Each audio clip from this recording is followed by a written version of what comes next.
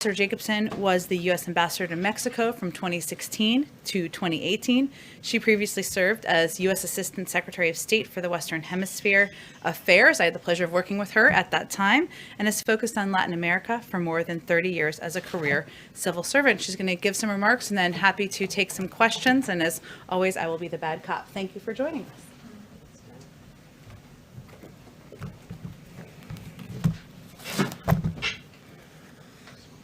So, thank you all. Good afternoon. President Biden has made clear from day one that he wants to change our immigration system.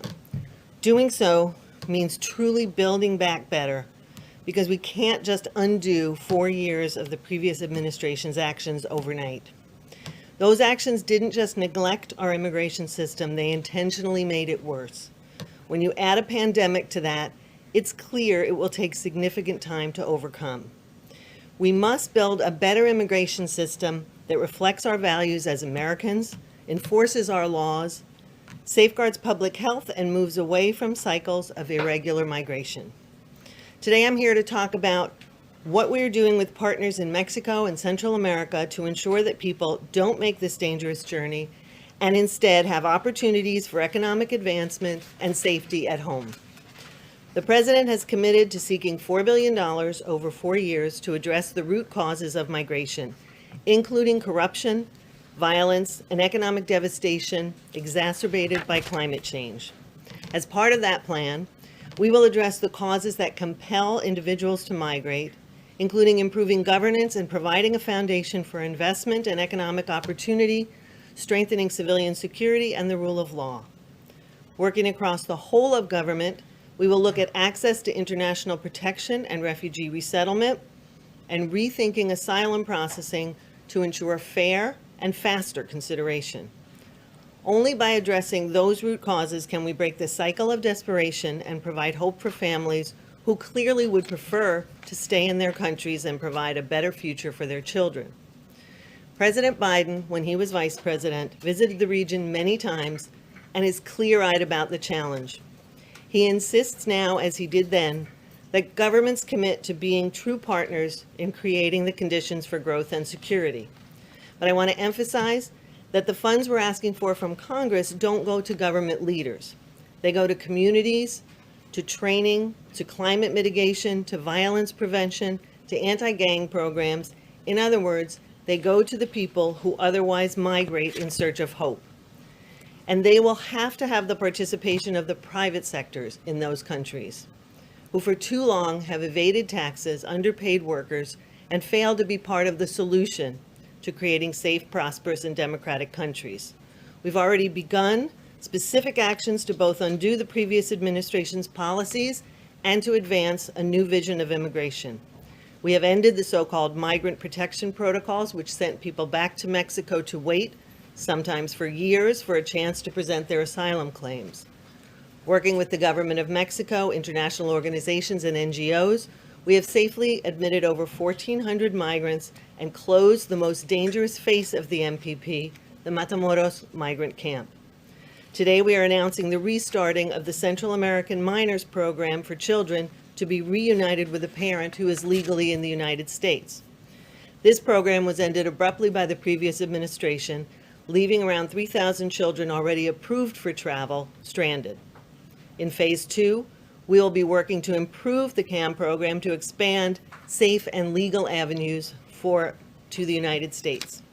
I want to be clear, neither this announcement nor any of the other measures suggest that anyone, especially children and families with young children, should make the dangerous trip to try and enter the U.S. in an irregular fashion. The border is not open. Going forward, we will continue to look for ways to provide legal avenues in the region for people needing protection while we continue to enforce our laws. This is a process. We have a great deal to do, but this administration has made significant progress, and we will continue to do so. It reflects who we are as Americans, putting our values at the center of our policy. Thank you.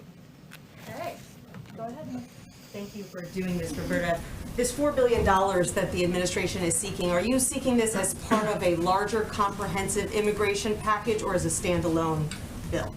Well, I think what you'll see is that $4 billion in a Central American Northern Triangle strategy will be part of our foreign assistance request and will focus on the things we know that work. Obviously, it's not our first rodeo.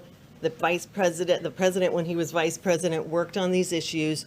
We know how to get money to communities that are most likely to send migrants, but also that are suffering the greatest effect of 2 hurricanes this season, et cetera. So it will be part of our overall foreign assistance package. In the meantime, we are focused on getting humanitarian assistance to these countries after Hurricanes Eta and Iota. So in that sense, it's part of a larger plan.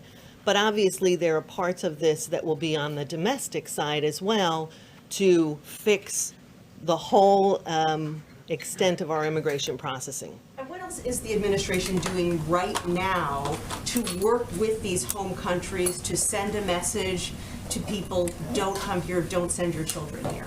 Right. Well, I think, one of the most important things is to make sure that we get communications right and the message right, and I'm happy to repeat that. But I think it's also important that we work with the international organizations that have very credible voices and have very good networks among migrant sending communities to dispel the myths and misinformation that smugglers are using, right? When we talk about the border not being open and, the ways in which we're trying to dissuade people from making that dangerous journeys, the smugglers are conveying exactly the opposite to people. So we need to make sure we get that message out. We also need to be looking at things like the CAM program, the Central American Minors Program, as I talked about, and how we can expand that, how we can make that, eligibility greater.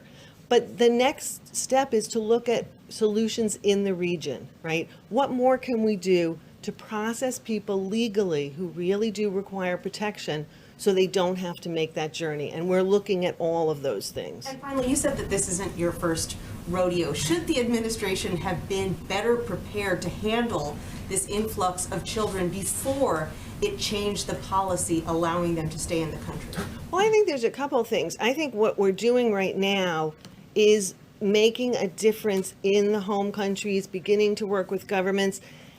That couldn't start until January 20th. There is one government at a time. You can't start changing processes of government, building facilities. All of this is part of the plan as quickly as possible to make sure that our domestic processes work more smoothly, more quickly, as I mentioned, but also to work with foreign governments. And you can't do that, obviously, till January 20th when you take over. But there have been multiple engagements with the government of Mexico at very high level, with the government of Guatemala, with the Honduran government and Salvadoran in the first, 6 weeks of government. So I think we've gotten off to a fast start in that engagement. Jonathan?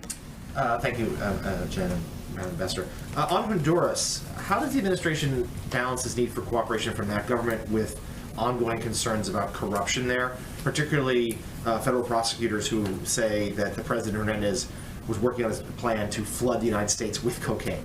Well, I think one of the things that I made clear in the opening comments, which I want to reiterate, is that none of the money that we're looking to get from Congress, from the taxpayers of the United States, goes to government leaders. And so I don't think that means that presidents are unimportant in these countries, but I do think that it's important to understand that we will be working with civil society, with international organizations and international NGOs on the ground.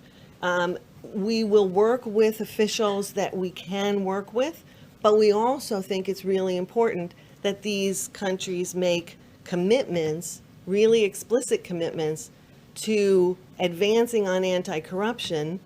And in some places that will be hard to do if you've got officials for whom there is a cloud. And I think we need to work with the organizations that we can in countries. In some places, we will work with religious organizations, NGOs, with et cetera. It's a challenge in countries that have confronted serious corruption risks. Just one follow-up. What mechanism is in place, or how do you possibly safeguard that funding to make sure it stays out of the hands of perhaps corrupt politicians?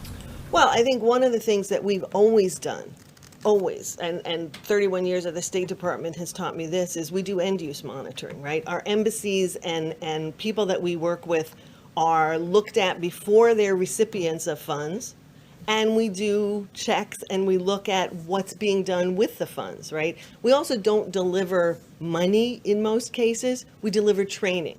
We deliver new lighting facilities that reduce violence and crime. You know, so a lot of what you do, it's not handing over blank checks, and I think that's really important in this. Kayla? Thank you very much. You were talking about restarting CAM, these other long-term goals for what immigration policy should look like, but right now, news CNN reporting shows that unaccompanied migrant children are being held in these Border Patrol facilities for, on average, 107 hours. That's up from, I believe, 77 hours on average last week. So what is the Biden administration doing right now to fix that? Well, I think, you know, my part of this focuses much more on what we're doing at the end of this process in Central America and Mexico. I think all of us at every stage of this process are doing everything we can to make sure that children are well cared for and moved into facilities that are appropriate for them. But I want to make a point again that it's really important that people not make the dangerous journey in the first place, that we provide them with alternatives to making that journey because it's not safe en route. And so, you know, if I could just emphasize that it's really important that that message get out, because the perception is not the same as the reality in terms of the border not being open, but we want to provide through CAM, through other mechanisms, ways for some of these young people to be reunited with family members in the United States.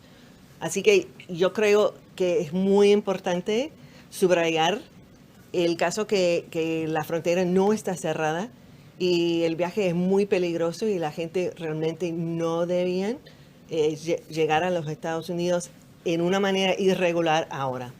You're telling them not to come, just to follow up quickly, you're telling them they should not come. Would you describe what's happening on the border as a crisis, given how these numbers are spiking so much week by week? You know, I think I'm not trying to be cute here, but I think the fact of the matter is we have to do what we do regardless of what anybody calls the situation. And the fact is we are all focused on improving the situation, on changing to a more humane and efficient system. And whatever you call it wouldn't change what we're doing, because we have urgency from the president on down to fix our system and make sure that we are better at dealing with the hopes and the dreams of these migrants in their home country. Madam Ambassador, do you think it's a coincidence that as soon as Trump and his immigration policy were on the way out and Biden and his stated policy were on the way in, this historic surge at the border started? Well, first of all, one of the things I think is important is we've seen surges before. Surges tend to respond to hope. And there was a significant hope for a more humane policy after 4 years of, pent-up demand. So I don't know whether I would call that a coincidence, but I certainly think that the idea that a more humane policy would be in place may have driven people to make that decision. But perhaps more importantly, it definitely drove smugglers to express disinformation, to spread disinformation about what was now possible. And we know that. If the change in administrations brought hope, then from your perspective, is this surge good? I don't think that's what I just said. I think it's a reflection of how migrants feel at a particular time. I think what we are doing is making sure that we respond to that hope for people who need protection. We respond to that hope in a way that their cases can be adjudicated more quickly. But I don't think anybody would say that coming to the United States in an irregular fashion is a good thing. That's why I've tried repeatedly to dissuade people from listening to those smugglers. But we're going to try our best to do everything we can at each end of this in the United States, but especially in Central America and Mexico, to ensure we have safe, orderly, and legal migration. Omar, Jen, go ahead. President Biden, when he was vice president, was very active on working with the Northern Triangle countries. And I was just wondering, were there lessons that you or he or other administration officials, many of whom are in jobs in this administration, have learned about how to deal with those countries or how to deal with foreign aid to them that are informing how you're approaching things now? And just to kind of follow up a little bit on what Peter was asking, are you concerned at all about kind of mixed messaging, that at the same time that you are telling people not to come, that the journey is dangerous, that because you are offering this talk about a more humanitarian process, that people will not, pay attention to the fact that they could apply from their home country, that they would still come, that they are still, so hopeful, that there really is kind of a conflicting message coming from Washington to Central America? So on the first question, the question of learning things from when the vice president was leading a lot of our efforts in Central America previously, I think yes, that's a resounding yes. Both the president and all of us who worked with him on that, for him on that, learned a great deal. And I think that it's really important that we put that to use now. One of the things he thinks is so important is being really explicit with leadership in the countries from which migrants are coming about commitments that they need to make, because overcoming the reasons people migrate is not going to be the United States' job alone, right? If we realize that it's lack of good governance, economic opportunity, and security issues or violence, then some of those require commitments by the governments on anti-corruption and transparency, on creating governments that function better to provide services for their country. So he's very clear on being sure that we get those commitments from leaders and holding them to it, right? The money is not a tap that gets turned on all at once. You have to make sure that you're continuing to follow those issues. So I think there's a lot of things we learned, and a lot of things we learned about ensuring that funds get to the communities that are really in need, whether it's post-hurricane or coffee rust, which was ravaging Guatemala and Honduras, or a historic drought. I think when you look at the issue of mixed messages, it is difficult at times to convey both hope in the future and the danger that is now. And that is what we're trying to do. And I will certainly agree that we are trying to walk and chew gum at the same time. We are trying to convey to everybody in the region that we will have legal processes for people in the future, and we're standing those up as soon as we can. But at the same time, you cannot come through irregular means. It's dangerous, and the majority of people will be sent out of the United States, because that is the truth of it. We want to be honest with people. And so we are trying to send both messages, and smugglers are only trying to send one message.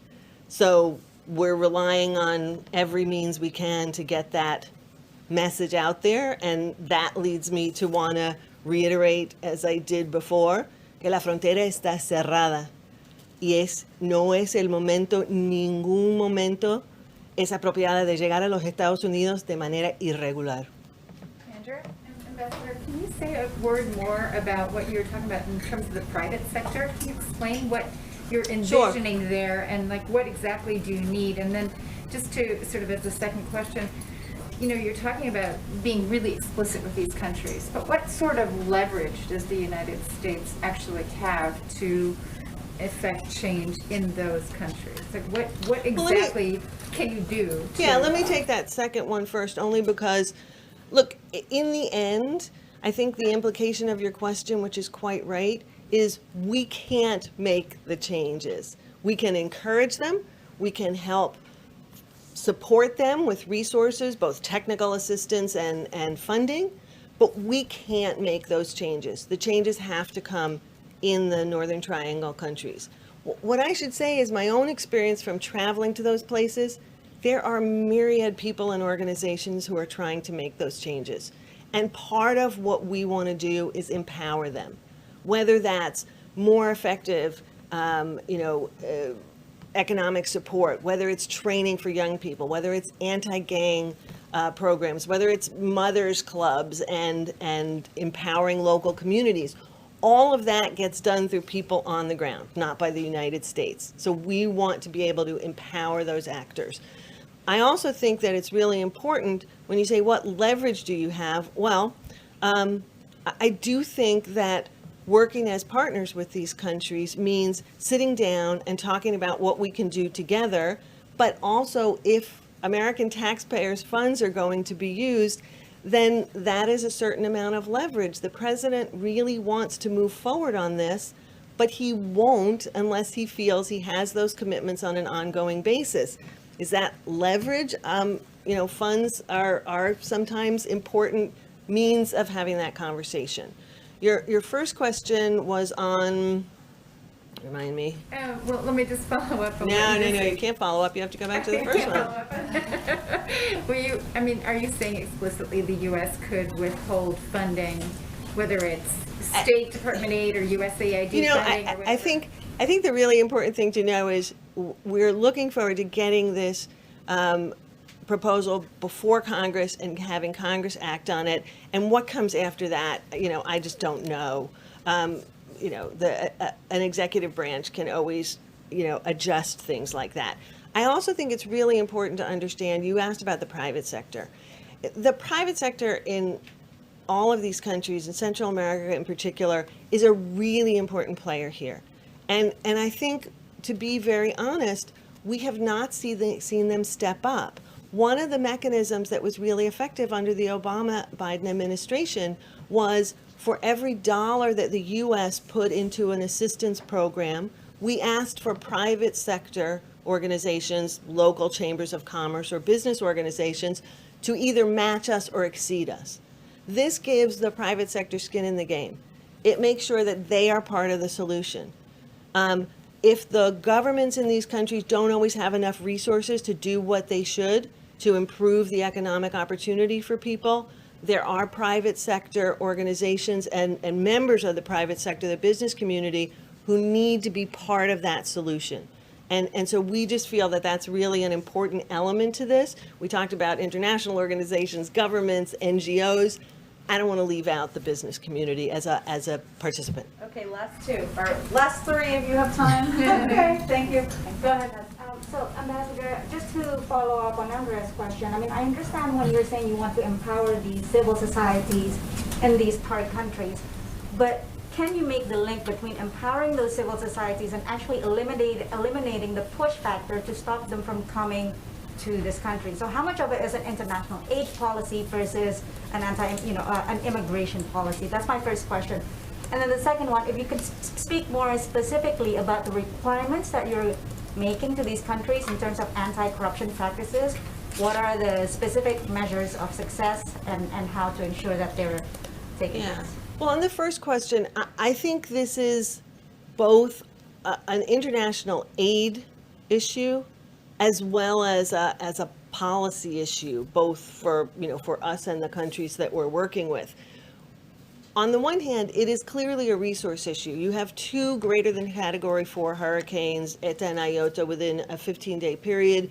You've got reports that suggest that literally multiple millions of people in Guatemala and Honduras are food insecure now. That is clearly something you need to be looking at humanitarian assistance and aid to try and remedy. Now, in the longer term, when you're looking at increased pace of natural disasters because of climate change, or you're looking at ways to ensure that agricultural policy, changes in countries, or that training is given, or that students, including girls, remain in school, those are longer-term policy questions that need to be addressed with our partners in the region, because they all have an impact on whether migration flows increase or not.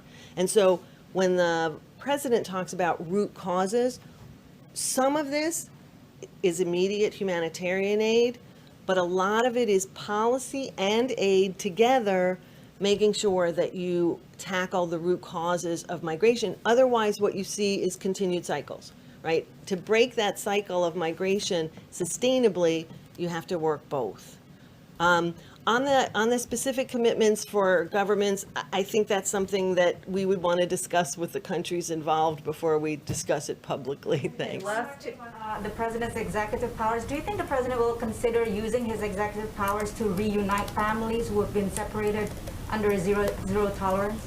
Well, that certainly outside of the Family Reunification Task Force that was created, which is exactly to do that. Beyond that. Are you talking about people who are not in the same country? Yeah, the families that were separated. Would the president use any more executive powers? I'm sorry, but do you mean families who were separated when in the United States? During zero tolerance in the past. Well, that's exactly what the Family Reunification Task Force is doing. Right. So nothing beyond that.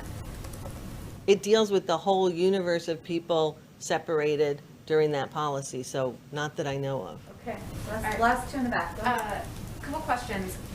Congress appropriated almost $1.4 billion for this fiscal year for the border wall that you all are not building. How much of that is left? Are you guys redirecting it at all, and to what along the border right now? Secondly, you discussed messaging. Arguably, your predecessors' entire theory of their immigration agenda was that they were trying to send this message, don't come, America is closed to irregular migration. So obviously you're pursuing some different policies, but what can you actually do differently than they did to try to get that message if, it wasn't fixed already with that kind of aggressive messaging? Well, on the first question regarding the border wall, the president has been very clear about ending the national emergency or the emergency at the border that was used to justify the wall and obviously not proceeding with it.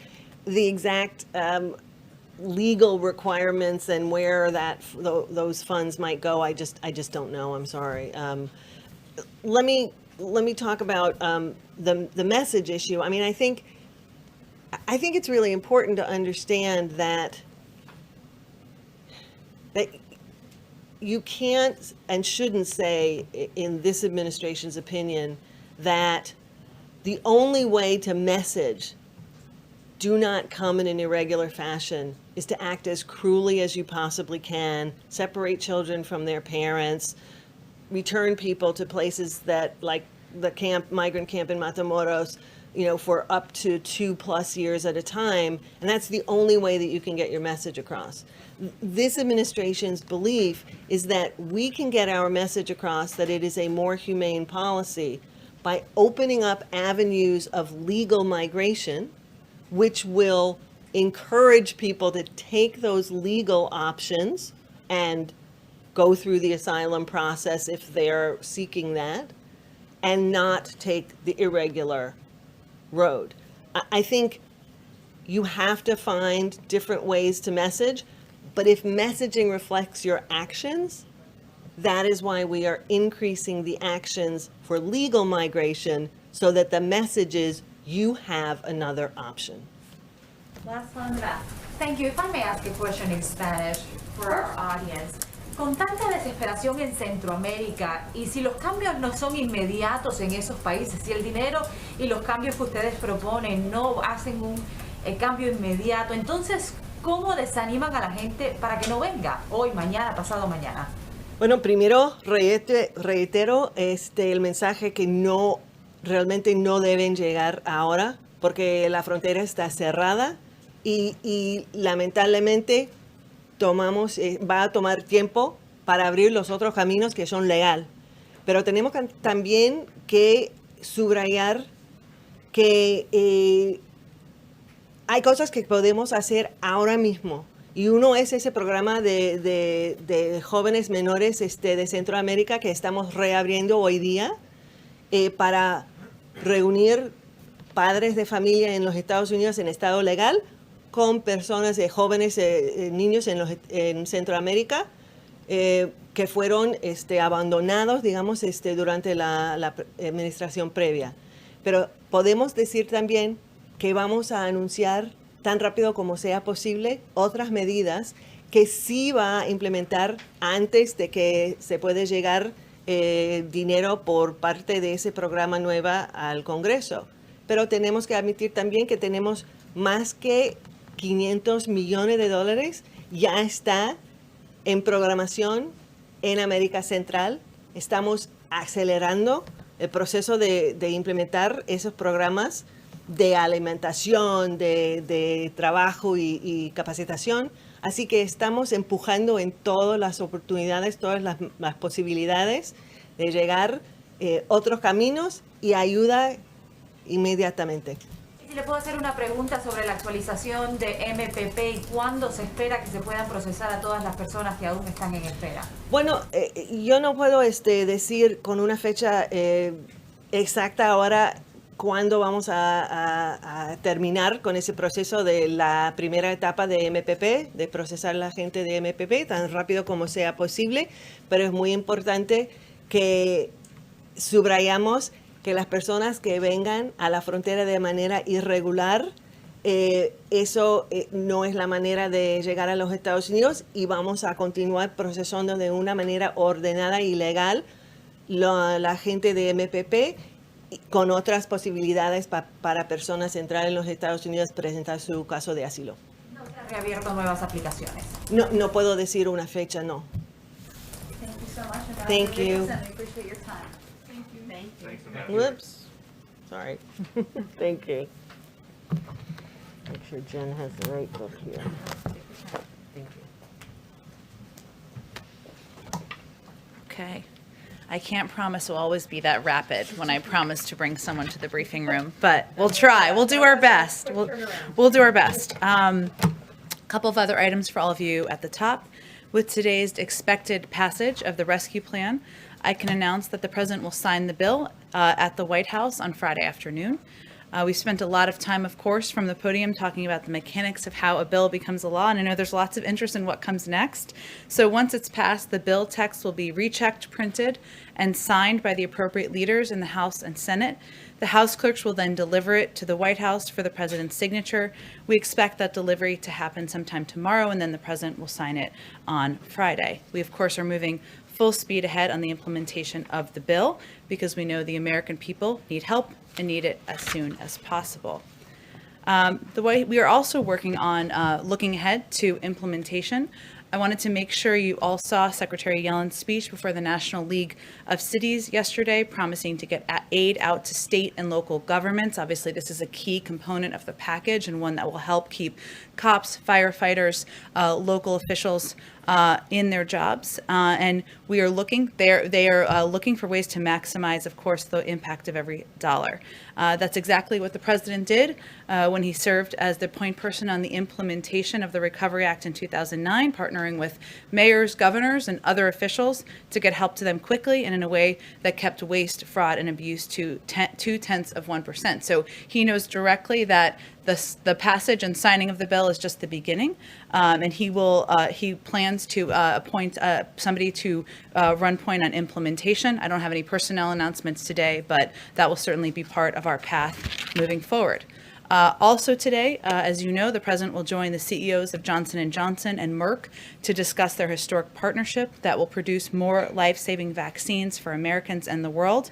President Biden will also announce that he's directing, Jeff Zients, our COVID coordinator, and the HHS team to procure an additional 100 million doses of the Johnson & Johnson vaccine. He's doing this because in a wartime effort, which is what we consider this, we need maximum flexibility. We want to be oversupplied and overprepared. There's also a chance that we'll encounter an unexpected challenge on new need in our vaccination efforts, and we're preparing for just that. The President will also discuss the meeting he's having today during his remarks, and he'll also address, of course, the passage of the rescue plan during those remarks as well. Last item, I believe here, lots going on here today. On March 18th through 19th, National Security Advisor Jake Sullivan and Secretary of State Tony Blinken will meet with Director Yang Jichur and State Councilor Wang Yi in Anchorage of China, of course. The meeting will follow the President's convening of the Quad at the leader level, as well as his participation in the G7 leaders meeting just a few weeks ago.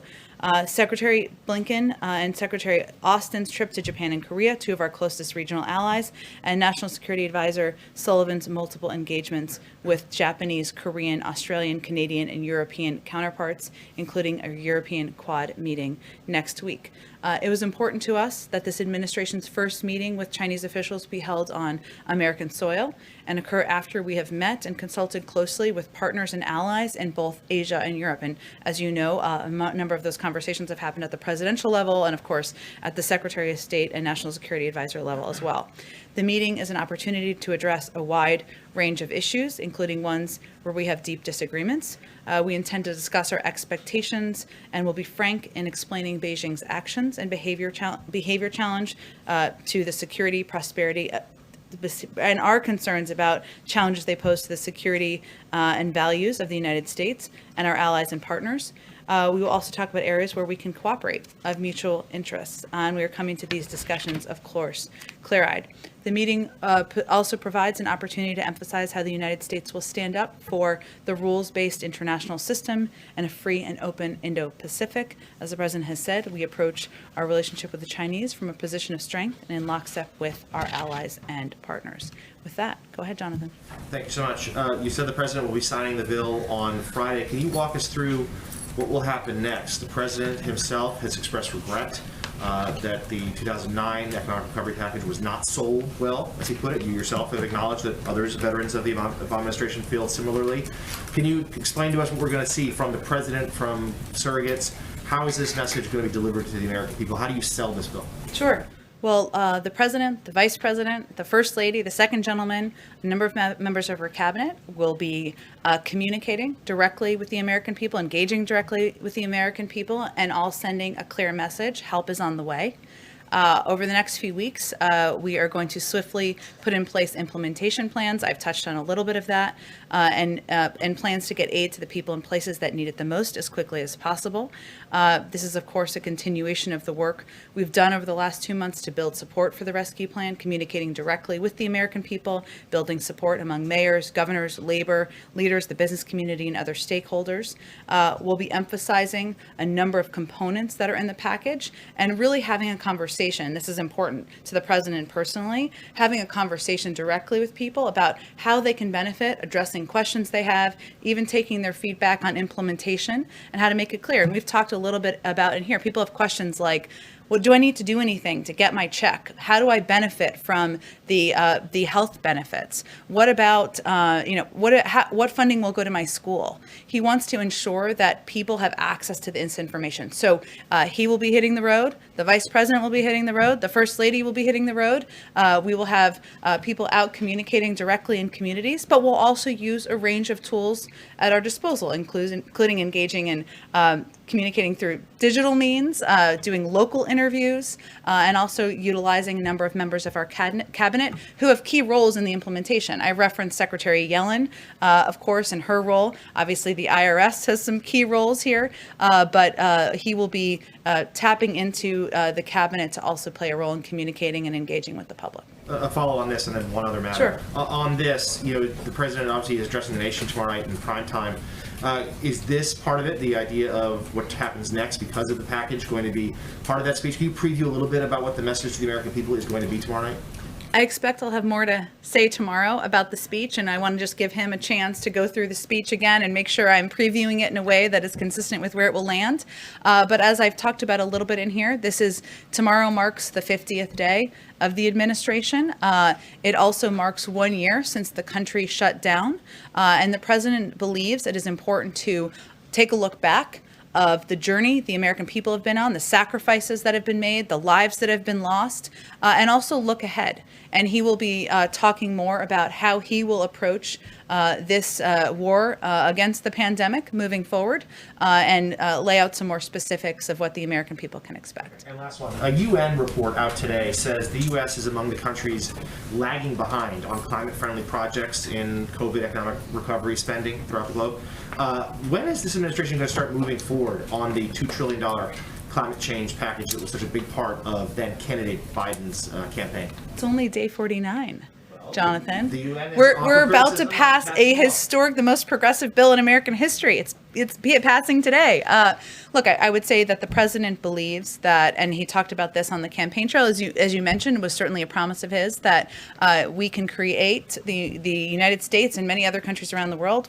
We'll focus on here, can create good paying union jobs that are also consistent with our objective of addressing the climate crisis. And certainly that is central to how he's thinking about his agenda moving forward. Those policy discussions are still ongoing, but I can assure you that he intends to deliver on the promises he made on the campaign trail and intends to deliver on the promises he made about creating good paying union jobs that also are consistent with his goal of addressing the climate crisis, I should say. Go ahead.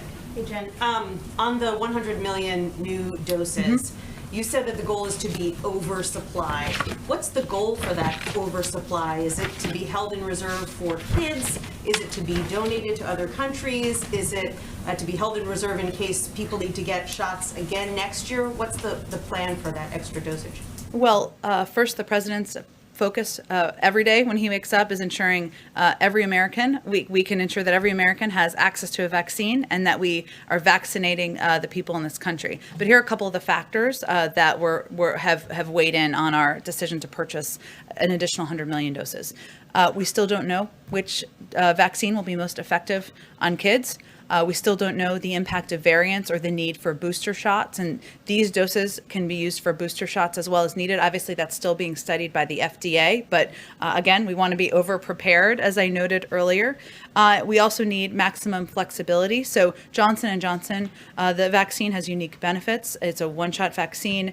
It can be stored in the fridge and not a freezer. It's highly effective, as the others are as well, against hospitalization and death. But we are really looking for maximum flexibility here, as we are still considering a couple of those pieces I mentioned, which is most effective with children, the effectiveness on addressing variants, and of course boosters, as I noted.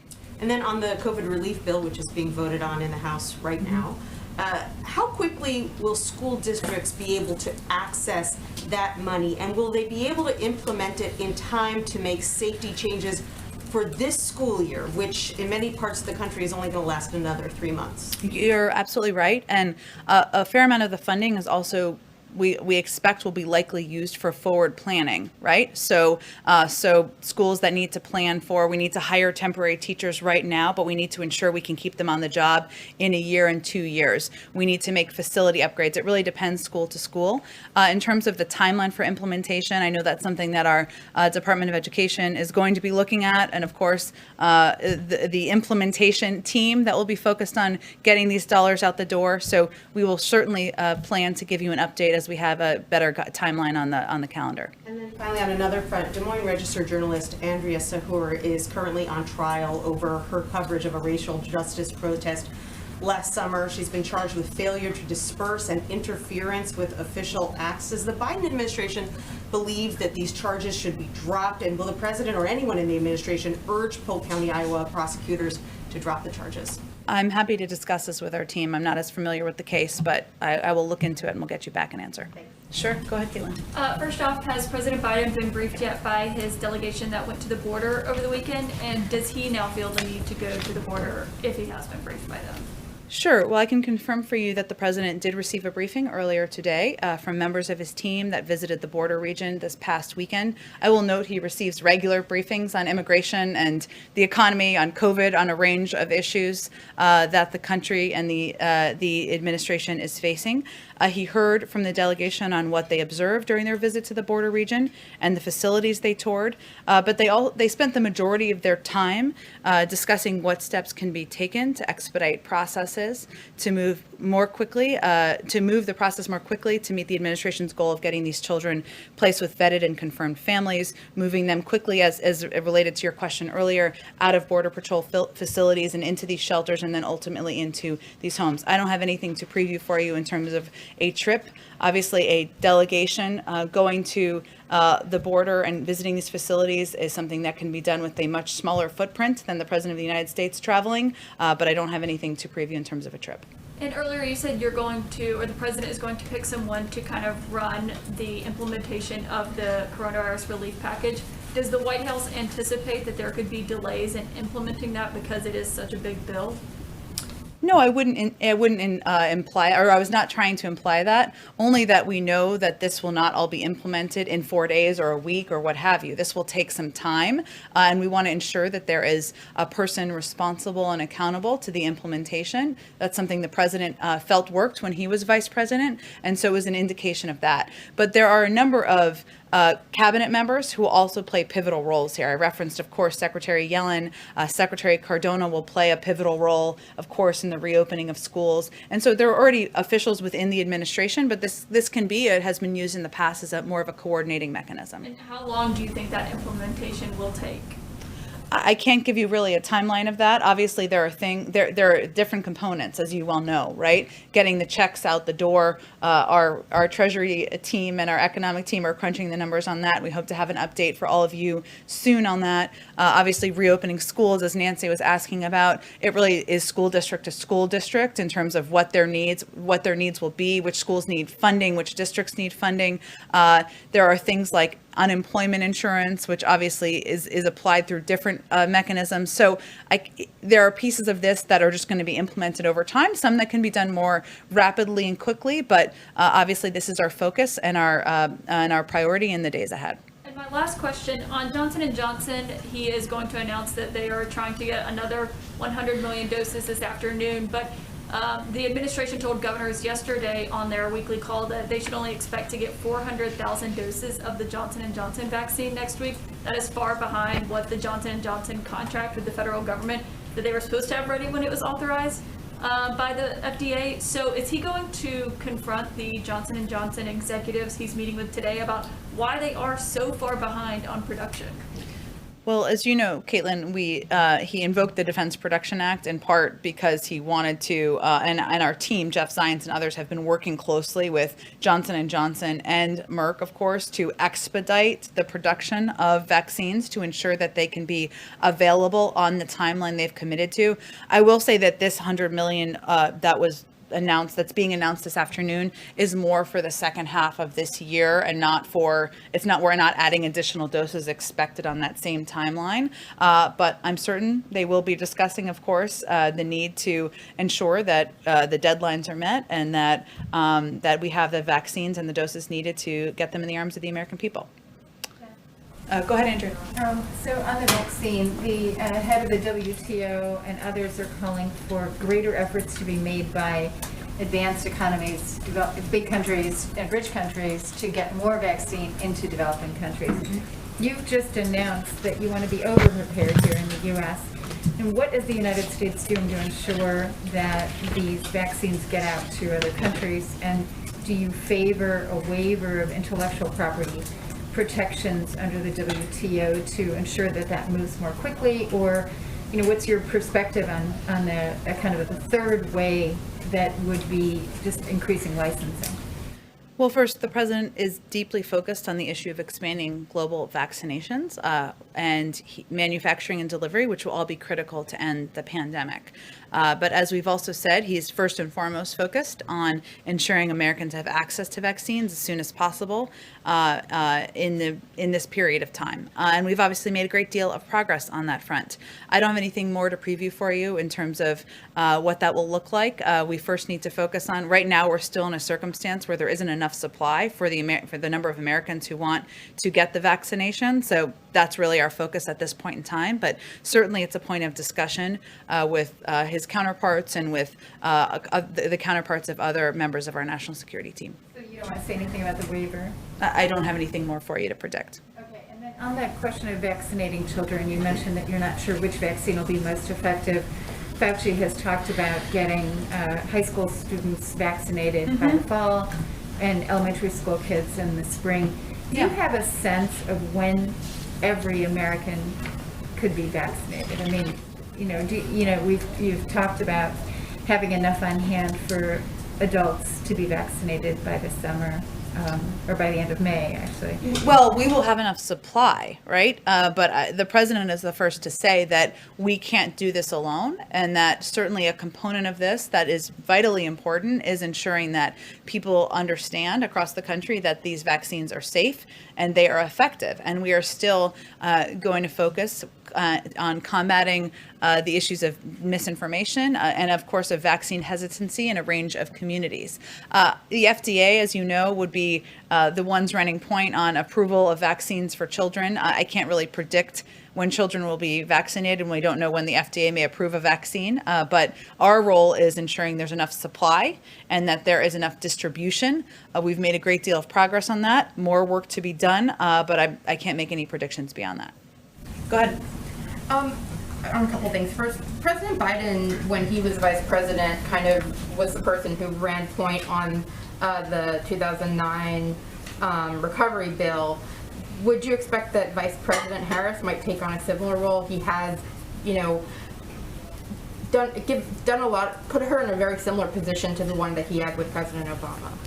Well, that's true. I mean, the president has said that he wants the vice president to be the first in the room and the last in the room when he has important briefings, when there are important policy decisions and discussions that are taking place. And that certainly is how he is operating, or they are operating as a team together. In terms of what role she may play in the implementation, I don't have anything to preview for you on that. She will certainly be traveling. She's a key voice and asset for the administration, and she'll be communicating about the impact of the American Rescue Plan and how it's going to help the American people over the course of the next few weeks. Ron Klain said last night that the president's speech to a joint session of Congress won't be for a few weeks, and he was kind of suggesting that there is going to be this time period where the administration is focused on promoting the bill that just passed. Can you kind of confirm that and provide any more information on sort of how you're thinking about the rest of March into April, promoting this ARP versus moving on to the Build Back Better? Sure. I don't have an exact breakdown of timeline, and I don't think Ron was intending to give one either, only to convey, which is I think why you're asking, that the president, the vice president, and all of us in the administration believe it's important to take a moment to, or a few moments, I should say, to communicate directly with the American people about the benefits of the package, to ensure they understand that help is on the way in a range of forms, and to do that in communities and directly with people who we are hoping understand the benefits of this package. So I expect that to mean a couple of trips for the president, the vice president, and others, but I don't have kind of an end date for that. And certainly part of the focus internally is on ongoing discussions about what is next and what components of the president's Build Back Better agenda, what the order is, the format, the size, and those decisions haven't been finalized quite yet. And then one other thing that you kind of hinted you might have an answer for yesterday, which is another thing related to Ron, the National Clearinghouse for Vaccine Information. We here in the Bloomberg seat are very interested in your answer on that. I'm very excited about the website, which many people are. I would say, as you know, the website is being implemented as a vaccine finder, I should say, is being implemented as a pilot program. We've always been open to expanding the pilot program, and we're certainly looking into that. We're also looking into, and others have asked this question, how we can better assist state and local governments who have their own websites where they are utilized by members of the local community and effective, but sometimes they have technical issues. So we're looking at addressing it from a couple of different directions, but every option remains on the table. We're also considering setting up call centers, organizing navigators, help individuals schedule appointments, which sometimes can be the issue. So I don't have a major update other than to convey that it's a pilot program. We've always been open to expanding it, and certainly a range of options remain on the table. And sometimes in some states, their local website is working quite well, and they just need some technical assistance. Go ahead. Thank you, Jen. You've been telling migrants from right there for a month now, all the way back to February 10th, that now is not the time to come, but they are coming in bigger numbers every day. So do you have a messaging problem?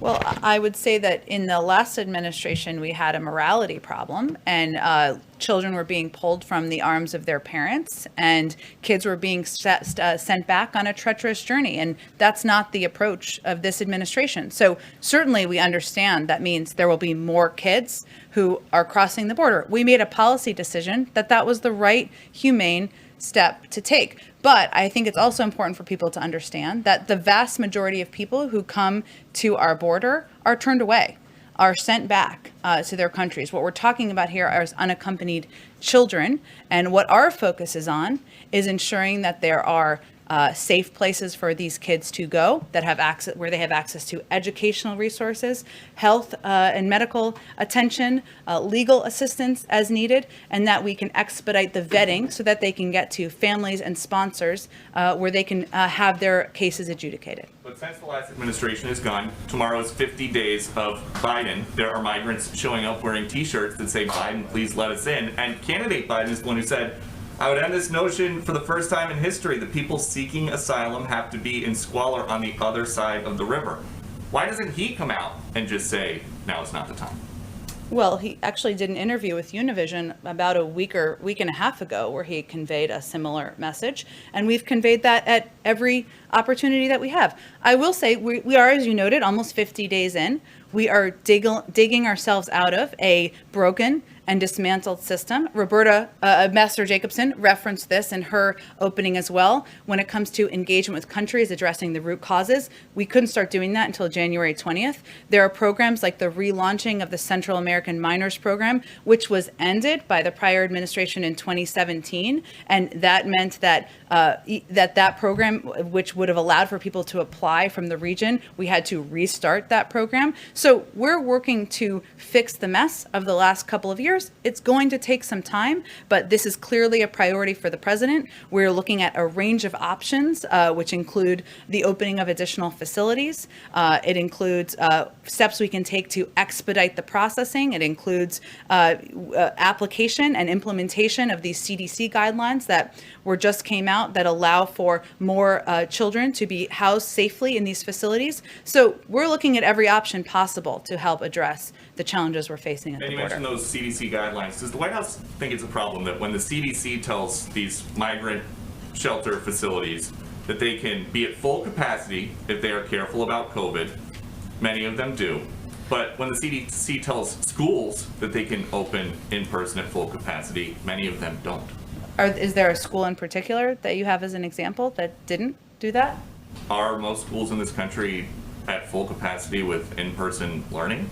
Is there a specific school, though, that is not following the CDC guidelines of implementing the mitigation steps so they can reopen? I mean, the CDC is saying schools, you can be every school can be at full capacity. What the CDC guidelines, just to be clear, because I think this is very important to be very clear and specific on, they gave 8 mitigation steps that schools can take to safely reopen. A number of schools have actually recently reopened. Schools in Washington, D.C., some have, schools in many districts across the country. But each school district needs to make the decision about whether they are able to take those mitigation steps. The president has also been clear, some of these school districts need additional funding. There's $160 billion in this package that he's going to sign into law later this week. The Secretary of Education will be quite focused on working with school districts to help them reopen. But more school districts are reopening, more kids are in classrooms every single day. But since they are not all back, from an administration position or from your perspective, have the Border Patrol unions and the HHS unions been easier to work with than the teachers unions? I think that's a little bit of mixing different circumstances. I would say that it's children all in tight quarters. I mean, a classroom. Not quite. Funny. Not quite. I would say that let's take a responsible approach to the two issues, okay? One is schools reopening. There's been 8 mitigation steps that have been announced by the CDC to implement, right? Yeah. Every school district is going to work to implement those on a timeline that is they can effectively do. Many school districts are reopening, right? Many are reopening every single week and day and week. Right? That is a different circumstance than what we are seeing at the border. And the HHS oversees these facilities, right? They're working on ensuring we can have more kids safely. They are working to implement CDC guidelines, but they are different circumstances. And certainly we're working with the school districts, and we're also working with HHS to open these facilities, or to ensure that kids are treated with safety and care in these facilities. Okay, go ahead. Thanks, Jen. Just a little bit more on the Quad. You mentioned yesterday that one of the issues that will be discussed is how the leaders can work together to combat the pandemic. Might that discussion include a strategy to counter vaccine diplomacy from China and Russia? I think there'll be a range of topics discussed, and I know that it is a concern of a number of leaders around the world, including, of course, President Biden, and I'm sure we'll have a readout of the Quad meeting tomorrow once it's completed. A little bit more on the announcement, if you can preview it. Can we expect anything in terms of how the Quad, what kind of commitment they would give in terms of helping other countries to access vaccines? Again, I know they'll discuss a range of issues tomorrow, but I think it's important to just take a little bit of a step back, because this is a meeting that covers a range of topics. Of course, I'm sure COVID, which is a pandemic everyone in the world is dealing with, will be a topic of discussion, but there'll be issues like climate that are addressed, economic cooperation. I'm sure they'll have a range of issues to bring up, and we will provide a readout when the meeting concludes tomorrow. A little bit more on that. What about in terms of the military balance? I mean, we know that China just announced a huge defense spending, 6.8%, I believe, for this year. Is that also a top item in the agenda? I don't think I have more to preview than what we've already offered. We will, of course, have a readout when the meeting concludes. There are a range of topics on the mind of all of these leaders. As I've noted in here before, we anticipate the meeting discussing a range of the crises we're facing as a global community, from COVID to climate, economic cooperation. I'm sure they all will bring up a number of issues, and we'll have a robust readout when the meeting concludes. Go ahead. A few questions, like everyone. Sure. In California, Republicans are seeking to nationalize the recall effort against Governor Gavin Newsom and really make it a referendum on COVID policies. You know, the other day, Bernie Sanders tweeted that it's time for Democrats to unite and rally on Newsom's behalf against the recall. Does the president have any plans to personally or otherwise support Newsom if this does make it on the ballot and becomes an off-year campaign? We're not quite there yet. We've spoken out in support of Governor Newsom and against the recall, so that remains our position. All right. Also in California, we at the San Francisco Chronicle are finding that school districts are saying, even with this influx of money coming from the package, there's still lots of reasons they're not sure if they can reopen even, by this fall, including building consensus around how to do it. There's been some criticism that the CDC guidance is actually too conservative and prohibitive, including the 6 feet distance rule that schools either have to ignore or not open. If there are still schools that aren't open by this fall, would the administration consider it a failure, and what more could they possibly do to help those schools along? We have several months before the fall, 6 months, 5 months. Okay, I will stop doing math now. This is our Secretary of Education, Miguel Cardona. This is his number one priority, what he is focused on. The president has asked him to lead this effort, and he is holding a school summit. He will be working with school districts, including, I'm sure, in California and San Francisco and others, to work to address what they feel the challenges are to reopening, whether it's funding that's needed, whether it's consensus building that needs to happen. The president wants schools to be open 5 days a week, wants kids to be learning in school, and we're going to do everything we can to ensure that's happening. And lastly, on the subject of today's briefing, immigration and border policy, it covers so many different agencies. There's Homeland Security, there's HHS, as we've discussed, there's State Department, Department of Justice, which we don't talk about as much, as a huge piece of this. Is there someone in this administration who is coordinating all of these disparate pieces? Ultimately, where does the buck stop? Who is making sure that all these different agencies are coordinating to the administration's overall goals? Well, ultimately, the president is responsible for the policy on key issues and key challenges the country is facing, and immigration is certainly one of them. You're right, there are a number of agencies involved in this effort, but I would say they're all playing a pivotal role. the Department of Homeland Security. We don't have a Health and Human Services Secretary confirmed yet. When he is, he will play a pivotal role, but a whole team at HHS, as you know. So this is being coordinated in part from our national security team, but ultimately it's the president who makes decisions about the policy. That's why he asked the team to go to the border and why he asked to receive a briefing. And that's something, as I noted, that happened this morning. Go ahead. Thanks. I have a follow-up on implementation of the relief package and then a question on the equal rights amendment. Okay.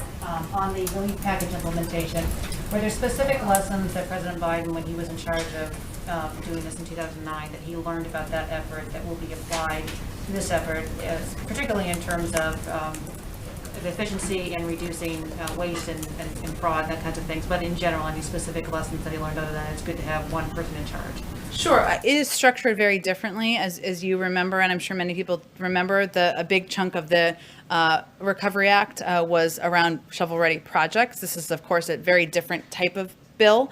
I think some of the lessons we're already implementing, including having a point person in charge, including ensuring there's a sustained campaign that is not just about the President of the United States or the Vice President of the United States speaking about the benefits, but that really engages our partners and allies, whether it's governors or mayors, local community leaders, to ensure there is effective implementation and communication about the package.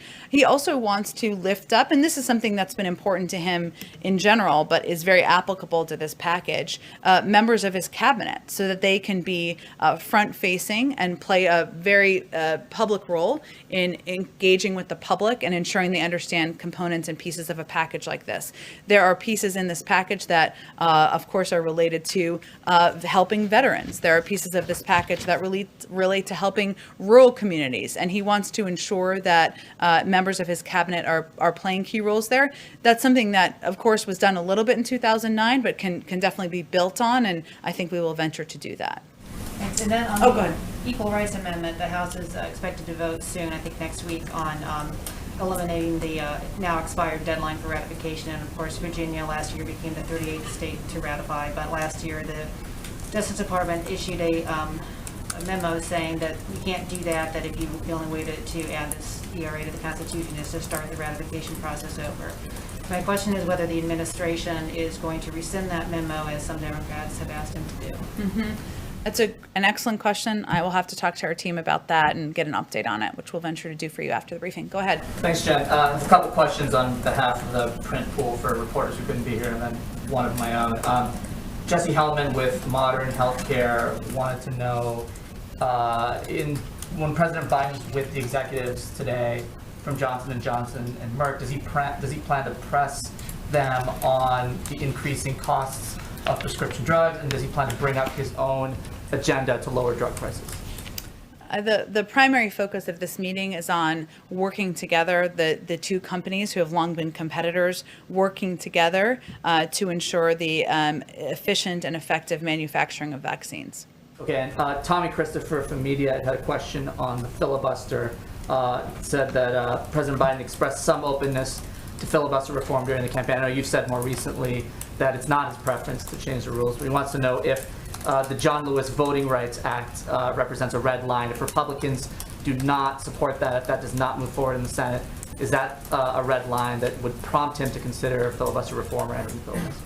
Well, the president's preference is not to make changes to the filibuster rules. He believes that voting rights and access to voting, ensuring it's easier for the American people, is enough of a huge priority and should be for everyone. That's why he signed some executive orders, used the power of the presidency to do that this weekend, and he is hopeful that Democrats and Republicans can work together to get that done. And then one last question on the overall agenda. I know you were saying earlier, when you look at Build Back Better, you're sort of thinking through kind of what's next. But broadly speaking, is infrastructure the next big legislative priority on Capitol Hill for this administration?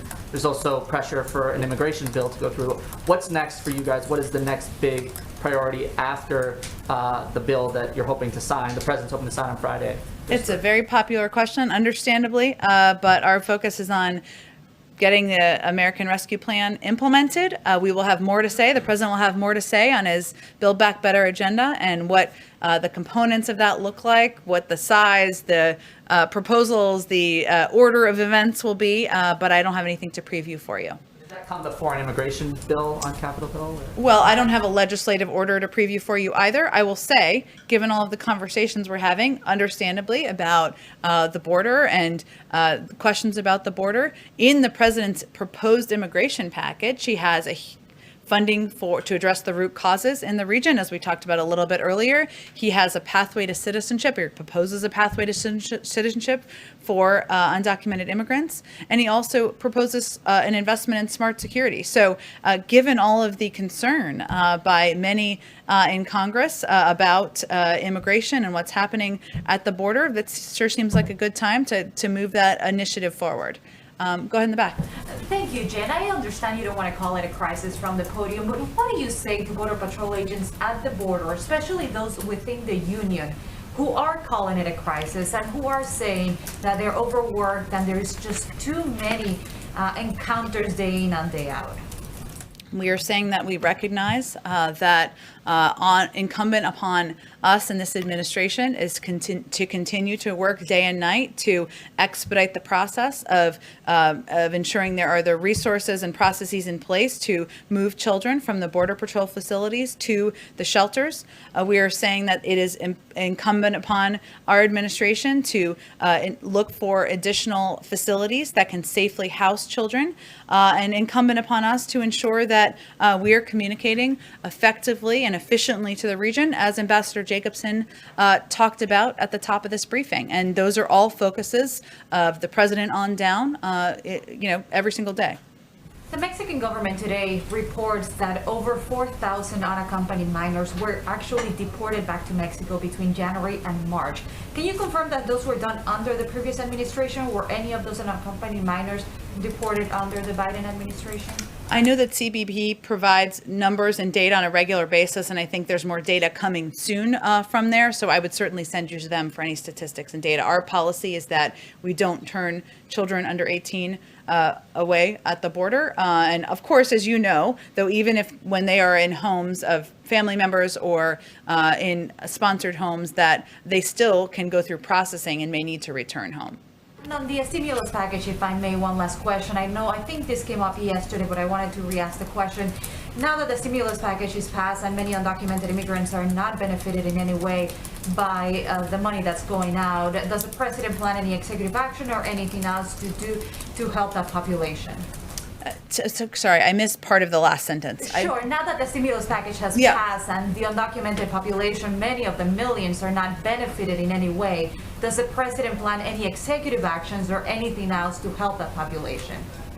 Well, certainly, I think the president's priority, given he proposed an immigration bill on the first day, is to create a pathway to citizenship for 11 million undocumented immigrants, of course, in this country. He's also been clear that ensuring that everybody in this country is vaccinated and receives access to the COVID-19 vaccine is a key priority. And of course, this is just the beginning of his agenda, but I don't have anything more to preview for you. Go ahead. Thank you, Jen. Given the current progress on vaccination around the world, would the president consider organizing his climate summit in person in DC here for it to have more impact? I don't think we have any. I think at this point the intention is to do it remotely, I believe, and I don't think there's an intention to change that, but I'm happy to check on that for you. And do you know roughly how many heads of state are expected to participate, and if the Chinese president would be one of them? I don't have any more details on the summit. I know it's coming up in about 6 weeks. 5 weeks, and I expect as we get closer, we'll have more to preview. Good. Go ahead in the back. Yeah, just to follow up on the filibuster. So Sure. You've said many times that President Biden's preference is not to change the rules around the filibuster, but if the next big pieces of his agenda are stymied in the Senate, are there changes to the filibuster that he can live with, such as the talking filibuster? Well, the president believes that there are a range of issues where there's a historic precedent of Democrats and Republicans working together, whether it's infrastructure, as we've been talking about, or modernizing the immigration system. He's obviously had a number of bipartisan meetings in the Oval Office, so that's where his energy and focus will be moving forward. Go ahead in the back. Yeah, thank you. A Saudi court just upheld a travel ban concerning a dissident, a woman, released from prison weeks ago. Is it a sign that the White House message regarding the human rights abuse in the kingdom is not strong enough? You were referring to a human rights a human rights activist who was released from prison, But who's not able to travel outside the kingdom. I would have to look into more specific details of that. I know we were pleased with the release, but I'd have to look into more specific details of the travel restrictions. Go ahead. Do you have any sort of ETA for when the next cabinet secretaries will be approved, and when are you going to start nominating ambassadors? Go ask our friends in the Senate. We expect that some will move forward with, and we are hopeful, I should say, that we will get a couple of additional cabinet members confirmed in the coming days or over the course of the next week. The president's looking forward to that. We're certainly looking forward to at some point having a full cabinet meeting. The president hasn't made any decisions about ambassadorial nominees, so I don't expect them to be confirmed anytime soon, given we have to nominate them first. Are you talking about Becerra and Catherine Tai? Well, again, it's really up to the Senate on the timeline for that, but we are hopeful that they move forward with the remaining members of the cabinet, given we are almost 2 months into an administration. Thank you, Jen. Yeah, and the last one. Just to follow up on something that Ambassador Jacobson said. Sure. And I think you may have gotten a note about this, that the first time she said that the border is not closed, and she then, when she was speaking in Spanish, and then, later on spoke in Spanish again and said the border is closed. I mean, it seems like she, I guess, misspoke the first time considering your overall message, but are you concerned that now that she's misspoken, that is going to be, picked up and disseminated across the Spanish-speaking world as a message from the administration? Well, given she also said that the border is closed, we're hopeful that that is what will be picked up, and that has clearly and consistently been our message. So that is certainly our hope. Still, at the same time that you're having a messaging difficulty around this issue, does that just make it a little bit harder? We certainly hope not. We have the power of the media here to make sure you're communicating effectively with the messages. And as we know, we all have moments where we say something slightly differently than we would like to, and we quickly try to correct it to make it easier and effective for all of you who are just trying to communicate what the administration's goals and policies are. Thanks for watching, and if you haven't already, please consider subscribing to our channel. And while you're at it, please leave us a comment. Thank you for watching.